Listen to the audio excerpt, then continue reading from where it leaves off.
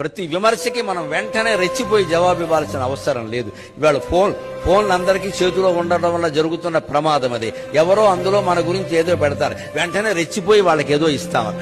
మళ్ళీ అక్కడ ఇంకో 100 మంది విమర్శ, ప్రతి విమర్శ. ఎందుకు వచ్చిన సంత? ఊరుకున్నంత ఉత్తమం లేదు, బోడుకున్నంత సుఖం లేదన్న వదిలేయడమే.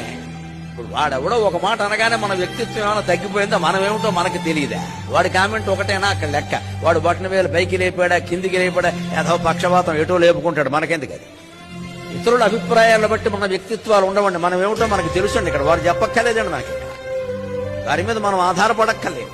మనం ఏదో అందంగా ఉన్నామని మనకు అనిపించింది, మనం చూస్తే చాలు. ఆ ఫోటో అందులో పెట్టక్కర్లేదండి, చాలా ప్రమాదం అది.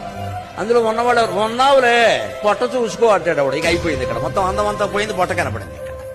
వాడి అనే మాట ఎందుకు వచ్చింది? మనం ఫోటో పెట్టకపోతే అంట కదా. మరి అందులో పెట్టిన తర్వాత అనేవాడు అంటాడండి. అంచేది ఇతరుల మెప్పు కోసం బతకద్దు, మన కోసం మనం బతకాలి. మనలో ఉండే జీవాత్మని పరమాత్మలో కలపడం కోసం బతకాలి. ఆత్మజ్ఞానం ఒక్కటే అంతిమ లక్ష్యం, వేరే ఏమి ఉండవు ఇక్కడ.